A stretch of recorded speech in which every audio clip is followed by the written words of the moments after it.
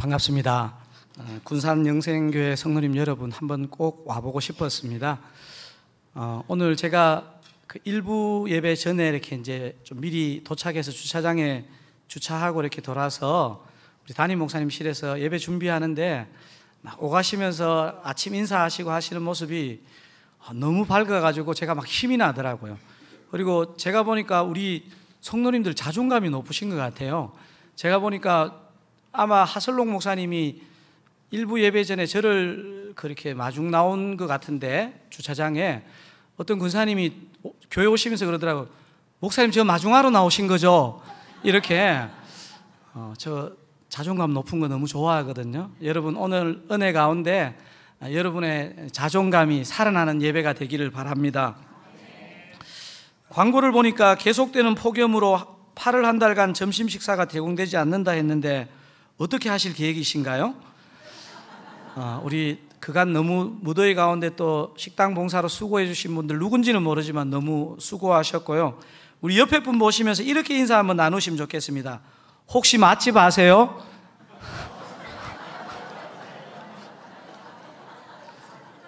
여러분 확신을 가지고 옆에 분에게 이렇게 한번 말씀하실래요?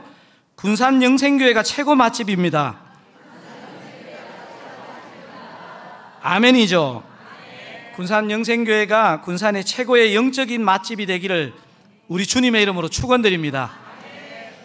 저는 분당 우리 교회 29 분립개척 교회 중 한 교회인 드사랑교회를 담임하고 있습니다.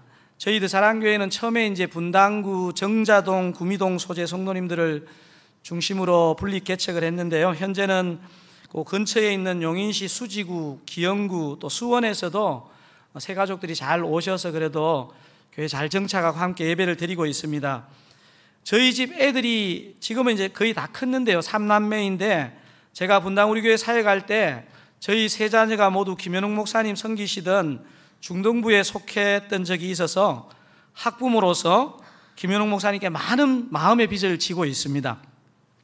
이번 주 설교를 준비하면서 김현웅 목사님과 통화할 시간이 좀 있었는데요. 참 마음의 감사함이 느껴졌습니다. 몇 가지 감사가 있었는데 하나는요, 우리 김현웅 목사님도 우리 여러분들을 참 많이 사랑하시는 것 같고 여러분도 우리 담임 목사님을 참 사랑하시는 것 같아서 그렇게 감사함이 느껴졌습니다. 맞죠? 예. 기계적인 아멘 아니시죠? 예. 다른 하나는 1대, 2대, 3대, 지금 우리 김현웅 목사님 4대인 것 같은데요. 전임 목사님들에 대해서 목사님에게 존경하는 마음이 있는 게 그게 참 마음에 감사하더라고요. 부목사일 때는 잘 몰랐는데 담임 목사가 되어보니까 성도님들을 사랑하고 또 성도님들의 사랑을 받는 거 이거보다 목회자에겐 더 큰 행복이 없는 것 같습니다. 이런 의미에서 김현웅 목사님은 정말 행복한 목사님이라고 저는 생각하는데 아멘이신가요? 예. 여러분과의 만남이 첫 만남인지라 설교를 준비하면서 궁금해서 제가 홈페이지를 들어가서 사진들도 보고 최근 주보도 보면서 저도 모르게 제 입가에 미소가 확 이렇게 번졌습니다. 일단 주보 일면 윗단 해변 그림이 너무 멋졌습니다.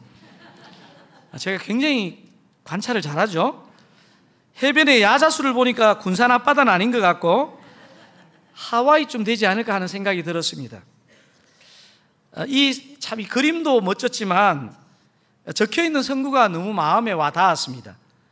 영혼을 살리면 영원히 살리라. 아멘. 저는 이 문구를 읽는데 여러분 그 더 윗단에 보니까 교회 4대 비전을 적은 것 같은데 다음 세대 부흥을 이루는 교회 이렇게 적혀 있더라고요. 저도 모르게 이렇게 주보를 보면서 기도했습니다. 주님, 영혼을 살리면 영원히 살리라 하셨는데 특별히 군산 영생교회가 다음 세대의 영혼들을 많이 살리는 그런 교회가 되게 하옵소서. 저도 아멘입니다. 그리고 여러분 주보 다음 면을 보니까 제가 주보를 너무 꼼꼼히 본 것 같아요. 교육관 건립준비위원회 다음 주일에 이렇게 이제 모임한다는 광고가 있더라고요.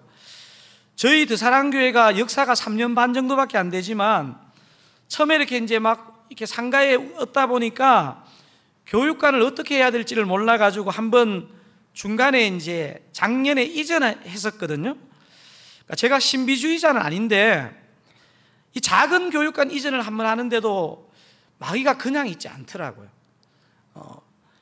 사람들의 마음을 흔들고요, 또 잘 지내시던 중직의 마음을 흔드는데 진짜 제가 그때 납작 엎드려서 기도하게 되었습니다. 사랑하는 군산 영생교회 성도님 여러분, 교육관 건립을 위해서 모두 한 마음으로 기도하시기 바랍니다.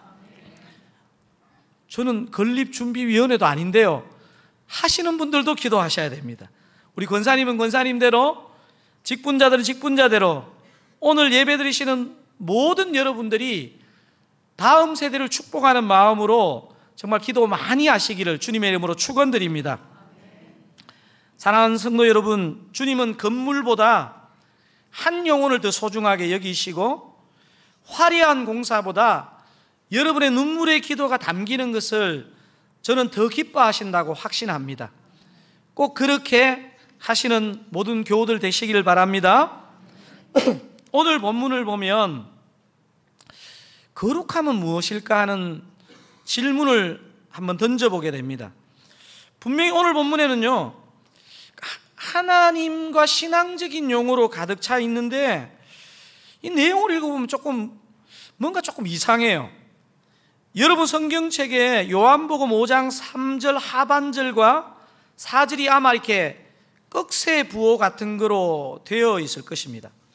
이 꺽쇠는 유대인들에게 전설 같은 얘기를 후대의 어떤 성경 사본에 집어넣어서 이렇게 표시를 해둔 것 같습니다. 제가 그 부분, 꺽쇠 부분만 다시 한번 읽어보겠습니다. 물의 움직임을 기다리니 이는 천사가 가끔 못에 내려와 물을 움직이게 하는데 움직인 후에 먼저 들어가는 자는 어떤 병에 걸렸든지 낫게 되밀어라. 약간 느낌이 좀 이상하죠? 설마 천사가 내려와 물을 젓고 자 빨리 선착순, 이게 성경적인 내용이다 이런 것 같지는 않습니다. 아마 이것은 하나님을 믿어도 말씀에 기반한 믿음을 갖지 않고 고통이 크면요, 이상한 신념 같은 게 우리 안에 들어오는 것 같습니다.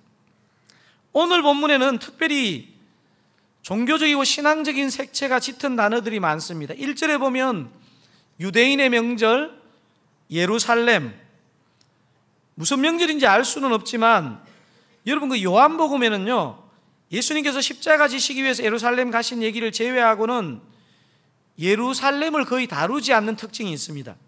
그런데 오늘 본문에서 예수님 십자가 지시는 것과 관계없이 예수님의 예루살렘 지금 치유 사역이 다루어지고 있습니다. 여러분 2절에 보면 양문이 나오는데 양문이 뭡니까? 아마 이게 예루살렘 북동쪽 문인데 성전 제사에 쓸 양을 데리고 들어간 문을 말합니다. 너무나 신앙적인 느낌이 나는 환경입니다. 그 양문 곁에 못이 하나 있는데 그 이름은 뭐죠? 베데스다. 여러분 베데스다가 혹시 무슨 뜻인지 아십니까? 제가 미국에 살 때 보니까요, 미국의 도시 이름 중에 베데스다를 그냥 수십 개는 본 것 같고요, 아마 미국 전체 통틀면 한 수백 개는 되는 것 같아요. 오늘 본문에서 예수님 십자가 지시는 것과 관계없이 여러분 여기 나오는 지금 예루살렘에 대한 얘기도 그렇고 지금 이 베데스다가 무슨 뜻이냐 하면 베이트라는 집과 은혜를 뜻하는 헤세드가 합쳐진 단어입니다. 은혜의 집이라는 의미입니다. 너무나 은혜스러운 환경입니다. 유대인들에게 여러분 5이라는 숫자는요, 여러분 성경 읽다가 5이라는 숫자는 풍성함의 상징입니다. 오병이어. 여기 지금 행각 몇 개가 있다고 되어 있습니까? 5. 의도적으로 사도 요한이 이것을 기록하고 있습니다. 너무나 신앙적이고 너무나 어떤 종교적인 환경 가운데 있는데 지금 우리가 읽었던 3절 4절의 내용은요, 교회에서 이런 일이 싶은 생각이 듭니다. 제가 다시 한번 읽겠습니다. 물의 움직임을 기다리니, 여러분 4절 같이 읽어볼까요? 이는 천사가 가끔 못에 내려와 물을 움직이게 하는데 움직인 후에 먼저 들어가는 자는 어떤 병에 걸렸든지 낫게 되밀어라. 여러분, 신앙적인 환경에 둘러싸여 있어도요, 세속적인 가치관이 넘쳐날 수 있습니다. 교회도 마찬가지입니다. 하나님이 중심이 되지 않고 진짜 은혜가 역사하지 않으면 이상한 신념이 그냥 삶의 패턴이 될 수 있습니다. 수많은 병자들 중에서 예수님은 오늘 한 병자를 찾아오십니다. 참 이런 것도 가만히 보면요, 그냥 막 집단으로 다 치유해 주시면 좋겠는데 그냥 제 바람 같아서는. 여러분, 여기 병자 이름이 혹시 뭐라고 소개되어 있나요? 이름을 자신 있게 대답하시면 안 됩니다. 이름이 없습니다. 여기 지금 보니까 이름 대신에 무엇이 소개되어 있죠? 38에 된 병자 이렇게 적혀 있습니다. 여러분, 이름도 소개하지 않으면서 굳이 오래된 병자 이러면 되는데 왜 38년이라는 이 숫자를 밝혔을까요? 여러분, 우리 한국인들에게는 지금 이 숫자가 이렇게 성경 읽을 때 그렇게 피부에 와닿지 않지만 정통 유대인들은요, 딱 이 숫자 38을 들으면 이렇게 묻어져 있던 상처가 확 일어납니다. 일제시대를 겪은 우리 아버지에게 35년이라는 숫자는 독특한 상징성이 있습니다. 군산에도 보니까 이 일제시대의 흔적과 유산들이 꽤 많이 남아있던데요, 우리 아버지 세대에게 35는 뭡니까? 일제강점기에 그 수탈과 공포가 떠오르는 트라우마의 숫자입니다. 이처럼 유대인들에게 38이라는 숫자는요, 그냥 38이 아닙니다. 트라우마의 숫자입니다. 자신의 조상들이 광야에서 방황하고 불순종했던 그 트라우마의 수가 38입니다. 여러분, 신명기 2장에서 이걸 확인할 수 있는데요, 제가 신명기 2장 13절을 읽어볼 테니까 여러분 14절 같이 한번 읽겠습니다. 제가 13절 읽겠습니다. 이제 너희는 일어나서 세례 시내를 건너가라 하시기로 우리가 세례 시내를 건넜으니, 여러분 14절,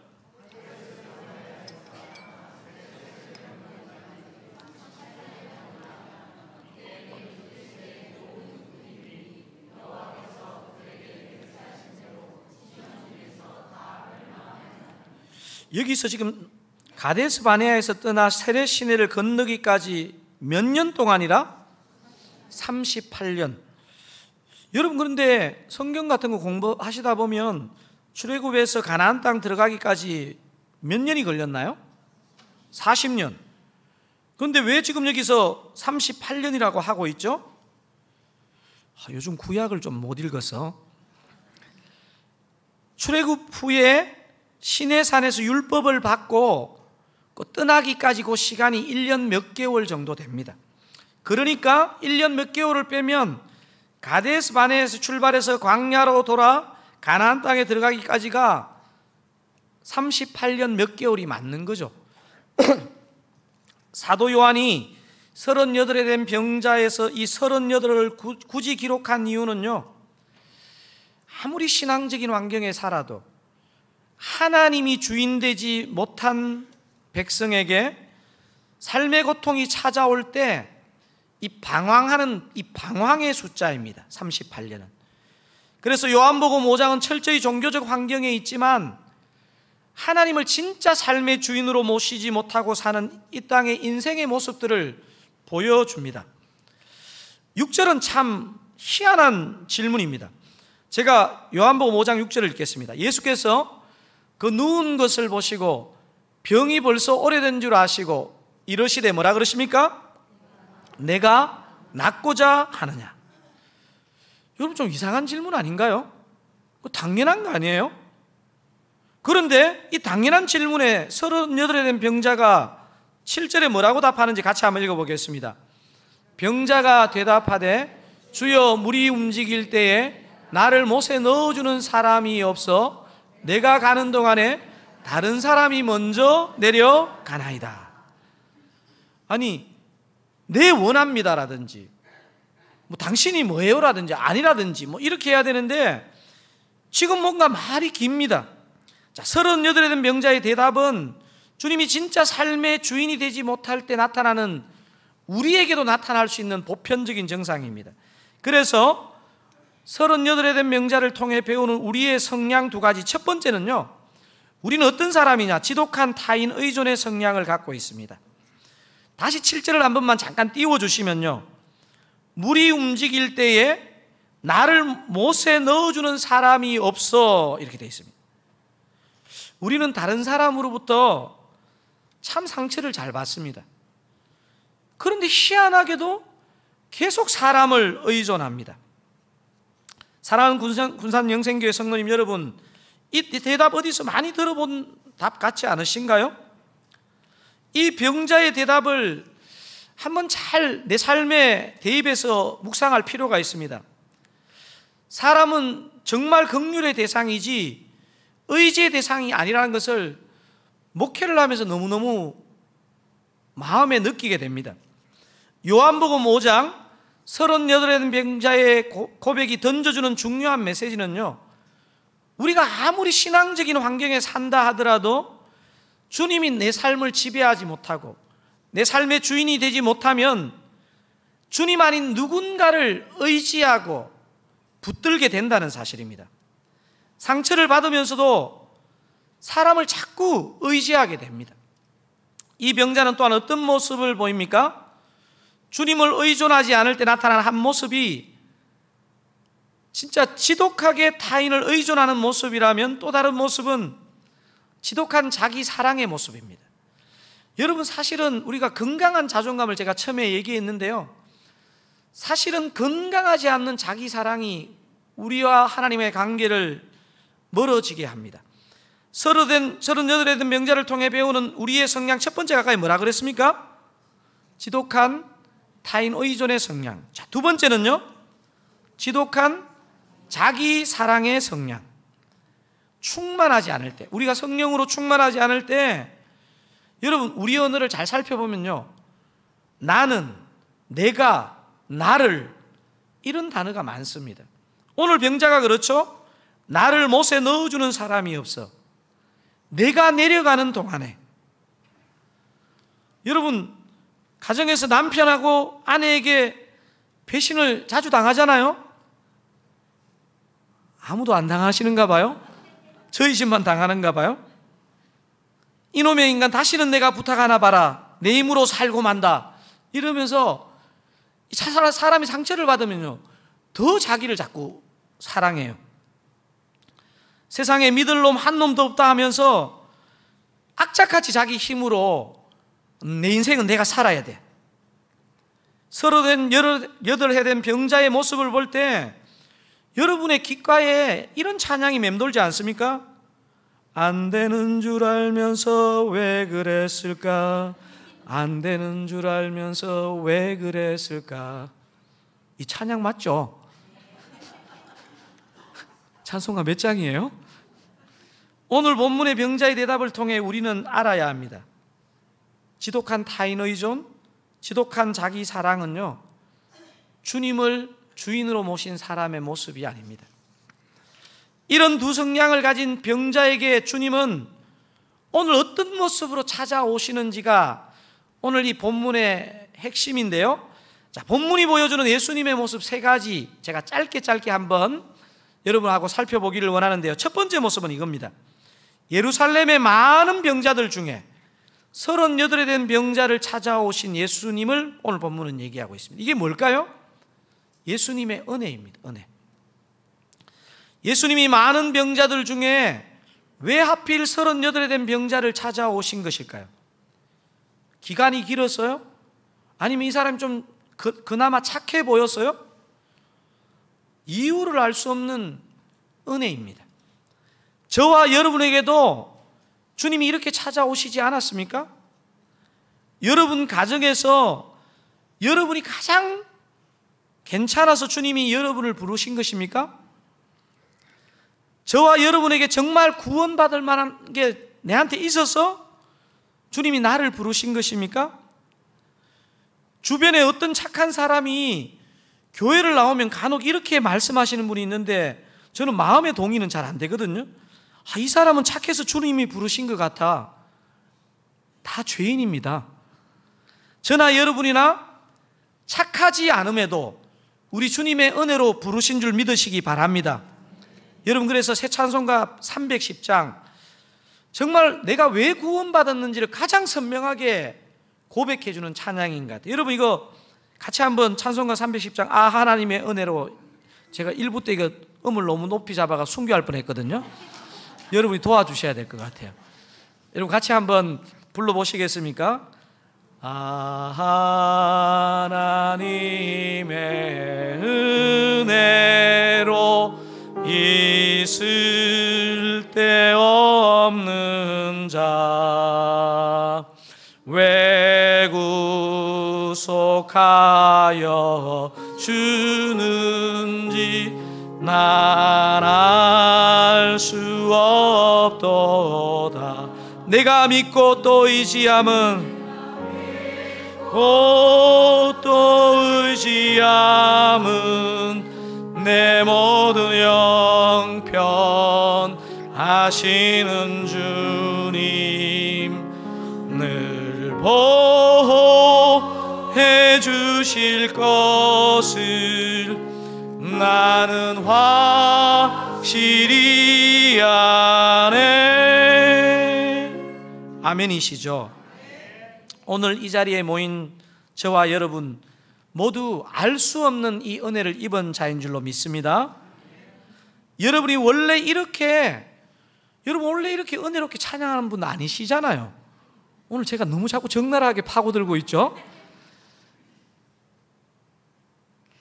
정말 은혜로 우리가 이 자리에 부름받은 줄로 믿습니다. 베데스다 목가 많은 병자들 가운데 38에 된 병자를 찾아오신 거는요, 그 사람에게 어떤 특별한 이유가 있는 게 주님의 은혜입니다. 주님의 은혜. 오늘 본문의 예수님의 모습을 잘 살펴보면 소망 없는 한 병자를 찾아오시는 것도 은혜가 되지만, 여러분 이런 기사를 보면요, 정말 저는 은혜가 되는 것 같아요. 그냥 예수님이요, 너 그냥 병만 나으면 돼, 이렇게 로봇으로 대하시지 않고요, 몸만 고쳐주시는 게 아니고 그 마음의 병을 고쳐주시는 것 같아요. 두 번째 예수님의 모습은요, 사람의 상실한 의지를 인격적으로 터치해주는 예수님의 모습입니다. 이걸 간단하게 줄이면 뭘까요? 예수님의 인격성. 그러니까 예수님은 분명히 은혜를 베푸시는데요, 그냥 보지도 않고 이 은혜를 던지시는 게 아니고요, 정말 한 사람 한 사람을 인격적으로 대하는 것 같아요. 6절에 보면 내가 낫고자 하느냐, 이게요, 어떻게 들으면 이거 뭐 말이 되는 질문인가 싶지만요, 예수님이 얼마나 인격적으로 한 영혼에게 찾아가는가를 보여줍니다. 38년 동안 병으로 고생했는데 그 마음 깊은 고생을 왜 안 낫고 싶겠습니까? 하지만 여러분, 사람이요, 병이 오래되고 계속 실패를 거듭하면요, 의욕이 없습니다. 그렇지 않나요? 예수님의 이 질문은 인격적이면서도 내 마음에 생명력을 불러일으키는 질문입니다. 예수님의 이렇게 말씀은요, 항상 이런 힘이 있는 것 같아요. 인격적으로 나를 대하시고 그 말씀을 듣다 보면 내 영혼이 살아나요. 제가 고집을 부리다가도 주님께 정말 항복할 수밖에 없는 것은요, 주님이 인격적으로 나를 계속 기다려주시고 계시다는 것을 느낄 때입니다. 질문 하나로 절망에 빠진 한 인생의 의욕을 불러일으켜 주십니다. 내가 낫고자 하느냐, 너무나 당연한 질문인데요, 너의 마음을 내가 안다, 너의 절망을 안다, 이게 담겨있는 질문입니다. 의지가 발동하지 않는 38년 된 병자가 내가 살 가치가 있구나, 내가 살아야 되겠구나, 이런 마음을 불러일으킨다는 것입니다. 저는 여러분들이 성경을 열심히 읽으시는데 특별히 매일 시편을 읽으시면 좋겠다는 그런 마음이 있습니다. 시편 150편 중에 50편이 넘는 시편이요, 절망 가운데서 어떻게 일어서는지를 고백하는 시편입니다. 여러분, 그래서 반드시 요즘 낙심되거나 절망되시는 분은요, 시편을 읽으세요. 그러면요, 내 속에 우리 주님이 찾아오셔서 나의 의지를 일깨우십니다. 혹시 요즘 낙심 가운데 사시는 분 계십니까? 오늘 예배도 그냥 나가지 말고 그냥 집에서 온라인으로 드릴까 하시다가 옷을 챙겨 입고 오신 분들 사랑합니다. 여러분, 그 마음에 주님이 여러분의 마음을 일깨워 주시기를 바랍니다. 여러분, 본문이 보여주는 예수님의 모습 두 가지를 우리가 살펴봤습니다. 줄임말로 하면 1번은 뭐죠? 예수님의 은혜. 두 번째는요, 예수님의 인격성. 자, 세 번째 한번 큰 소리 읽어볼까요? 말씀으로 병을 고치시는 예수님, 예수님의 치유의 능력.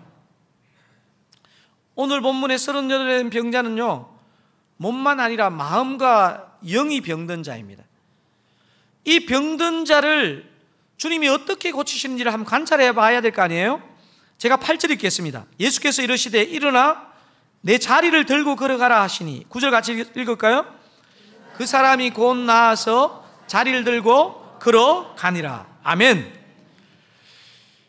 저 같은 목사도요, 뭐가 좀 설명이 있으면 좋겠는데 너무 짧은 것 같아요. 너무 단순한 것 같아요. 여러분, 이 단순함이 뭘 말할까요? 예수를 만나면 치유가 일어난다는 것을 말합니다. 예수님의 말씀이 임하면 치유가 일어나는 줄 믿으시기 바랍니다. 사랑하는 군산영생교회 성도님 여러분, 예수님의 이름에 치유의 능력이 있는 줄 믿으시기 바랍니다. 예수님의 말씀에 진짜 치유의 능력이 있는 줄 믿으시기 바랍니다. 여러분, 예수를 잘 믿어도요, 육신의 병에 걸릴 수 있습니다. 예수님을 잘 믿고 살아도요, 간혹 우울증이나 정신적인 어려움을 직면할 수 있습니다. 우리 가족들 누군가가 내가 그렇게 간절하게 중보하는데도 오랜 시간 육체적인 질병으로 정신적인 어려움으로 힘들어할 수도 있습니다. 이때 우리는 어떻게 해야 하죠? 상담의 도움을 받을 수도 있고, 병원에 가서 수술을 받을 수도 있고, 또 때로는 꼭 그래야 됩니다. 제가 제일 무서운 분 중에 한 분은 어떤 분이냐 하면, 나는 오직 기도로서 나으래요. 너무 부담됩니다. 약도 드시고 병원도 가야 됩니다. 하지만 우리는 또한 상담의 한계, 의학의 한계도 알고 있어야 합니다. 탁월한 정신의학자이자 상담가인 폴 트루니에는 인간 치유란 책에서요, 너무너무 중요한 말을 언급하고 있습니다. 제가 한번 읽어보겠습니다. 치료의 가장 깊은 의미는 상담이나 조언에 있지 않고, 같이 읽어볼까요? 병든 사람을 예수 그리스도와의 만남으로 인도하는 데 있다. 아멘이시죠? 우리 한 번 더 마음을, 집중력을 가지고 믿음의 선포라고 생각하시고 한번 읽어보겠습니다. 치료의 가장 깊은 의미는 상담이나 조언에 있지 않고 병든 사람을 예수 그리스도와의 만남으로 인도하는 데 있다. 아멘. 우리 목사님이 보니까, 저는 본문 9절 그 책 내용만 줬는데 그 폴 트루니의 사진까지 올려놨네요. 너무 친절하세요. 여러분, 상담이 능사는 아닙니다. 탁월한 상담가였던 폴 트루니에가 설마 상담받는 가치를 무시했겠습니까? 상담과 정신치료가 반드시 어디를 향해야 되는지를 말해주고 있는 것입니다. 진정한 상담자의 역할은, 저같이 성도님들을 많이 만나는 그 목회자의 역할은요, 그 문제를 내가 해결해 줄 수 없습니다. 고통하는 사람을 누구에게로? 그리스도에게로. 그리스도를 만날 수 있도록 돕는 역할이 저와 여러분의 역할인 것입니다. 의학도 마찬가지입니다. 성령 충만한 성도가 약을 복용해야 될까요? 말아야 할까요? 성령 충만한 성도가 수술을 받아야 할까요? 말아야 할까요? 약도 수술도 주님이 사용하시는 방편입니다. 잘 사용해야 합니다. 하지만 진정한 치유는 어디에 있다? 예수님께 있다. 예수님의 이름에 있다. 예수님이 답이다. 이것을 확신하셔야 됩니다. 사랑하는 군산 영생교회 성도님 여러분, 진정한 치유는 예수님의 이름에 있는 것을 확신하십니까? 그렇다면 여러분의 모든 마음과 에너지를 예수님 이름을 의지하고 예수님 말씀을 순종하는 데 쏟으시기를 우리 주님의 이름으로 축원드립니다. 설교 앞부분에서 우리가 살펴본 것처럼 우리가 종교적인 환경, 신앙적인 환경에 있다고 해서 믿음의 역사를 경험하는 게 아닙니다. 여러분, 믿음의 역사는요, 진짜 예수님을 만날 때 일어납니다.